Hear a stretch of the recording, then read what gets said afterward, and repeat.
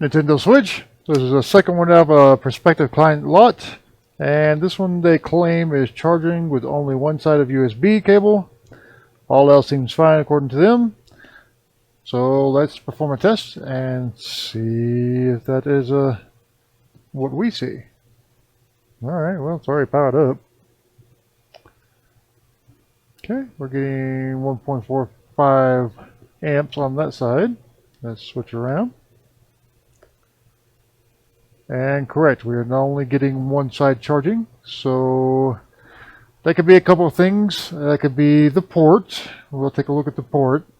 That could be M92T36. And very occasionally, I had a rash of them last year at one point, but I haven't really had any since. It could also be caused by diode arrays if this is the version of board that has them. But like I said, I really haven't run into that much of late. So let's power this one down and take a look at the port before we disassemble and see if we can figure out what's causing one side charging on this. So I want to take a quick look at the port and make sure it looks good, and let's switch you over to microscope so you can follow along. It looks okay to me.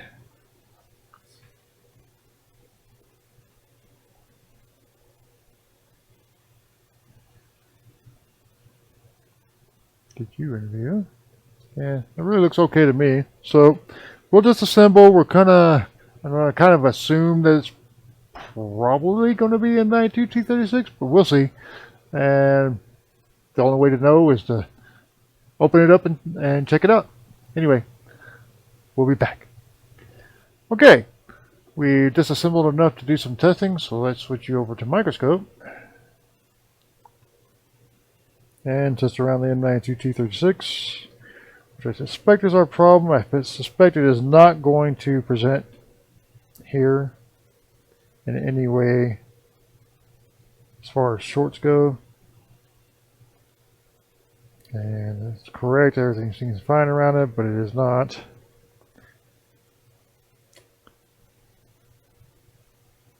We'll check everything else just to be thorough. Let's check our test pads. Could present there, but it is not.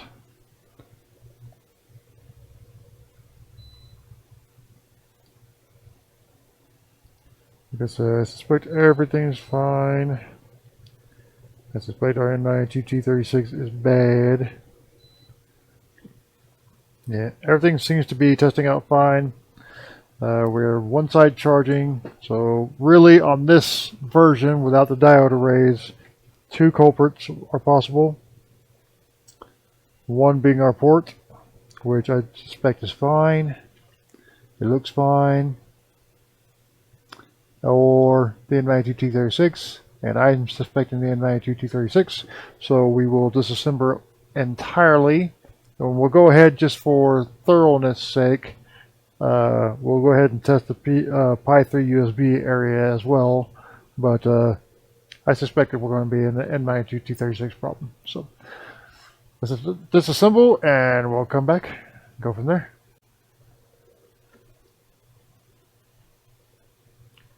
Okay, we disassembled enough to do more testing. I'm going to real quickly run through the Pi 3 USB section just to make sure we don't have any complications there causing us problems. It could happen. Not typical.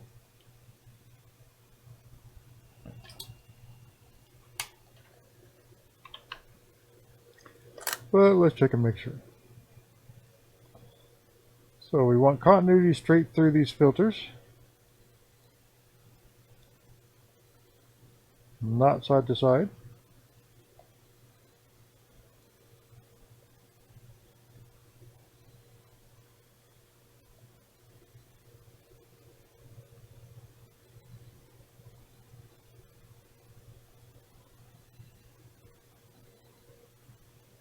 Okay, and we'll take the Pi 3 just for grins. And it's good. So I believe our problem is going to be in 92T36. We don't have any other issues other than maybe the port, but the port, like I said, looks fine. So we'll do the chip, and if the situation is still presenting itself in the same manner, then we'll deal with the port. Which is why I always stick the chips aside, just in case. While I'm setting up my equipment and grabbing the stuff, let me throw you on the temps.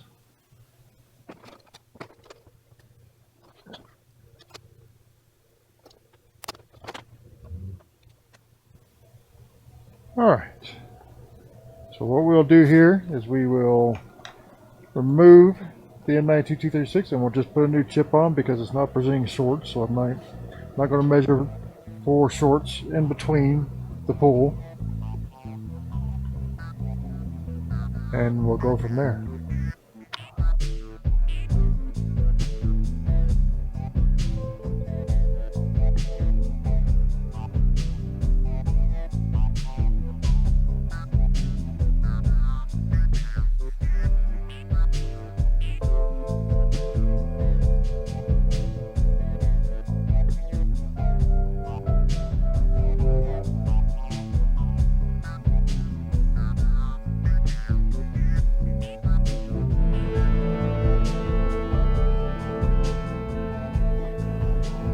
Okay, just rapid cooled the connector a bit. Everything looks good, so let's perform a quick test. Power's on, yep. See if we're getting the behavior we expect. Okay, that side looks good.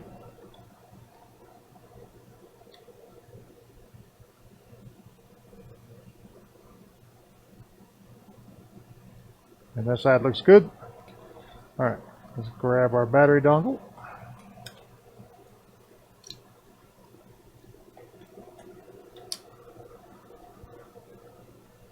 Again, this is a iPhone Power Squid, the white cheap ones. But I put switch light battery and switch battery connectors on it. And I think it's a little more reliable than the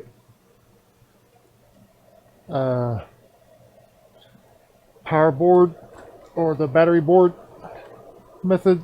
So far, at least it has been for me. Alright, we're going to activate, make sure we're booting.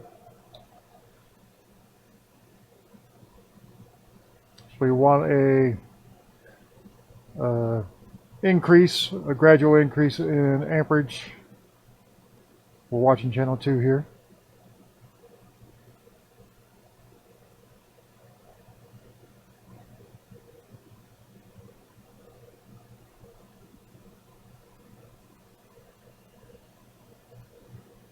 Normally would see that getting higher than that, but that's fine.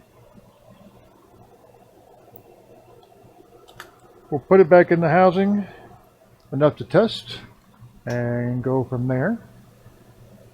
Okay, we have it assembled enough to test on our battery, known good battery. Plug it in. Looking for a full battery symbol. Yes. Wait for it to boot. Hopefully without issue. Okay. Now we want to switch it around. We are fast charging on that side. Make sure we're fast charging on this side. And I don't need it to be grumpy with the PSU. There we go. And we are fast charging on that side as well. Very good. So it looks like our one side charging issue is solved, but we will be thorough and run it through all of our normal testing. We're going to power down, reassemble entirely, charge its own battery, and then run it through its tests. Okay, we've booted it back up on their battery, and once again we'll do a both sides test. Fast charging on that side, flip it around, fast charging on that side, awesome. Now we'll hook up my Joy-Cons. Make sure we're charging the Joy-Cons. All good. And now we'll go to internet. Just make sure we're picking up the internet. Networks. And we are. We're picking up our networks. That's good. Let's make sure we're picking up our game.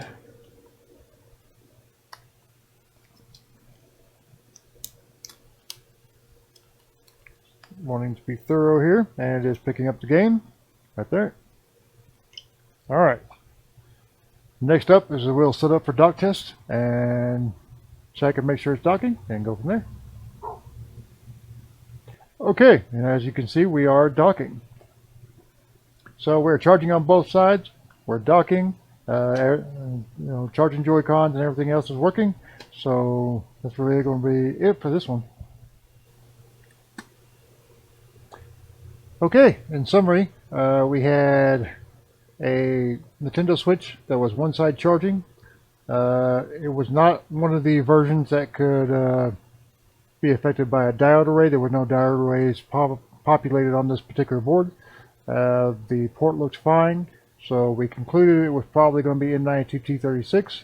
I don't know of a great way of confirming that other than kind of have to just take it out and put another one in and check and see. There are probably resistance measurements we can take at some point.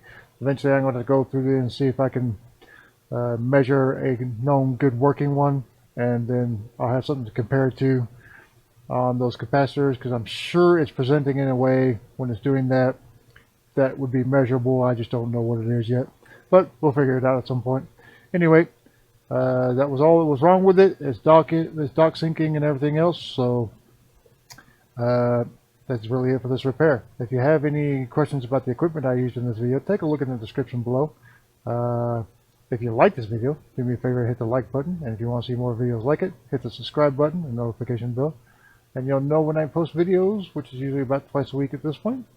And if you have any questions, please post them in the description below, and I'll do my best to answer them or direct you somewhere that can answer them. And that's really all I have to ask of you. We'll appreciate you watching, and we'll see you in the next video.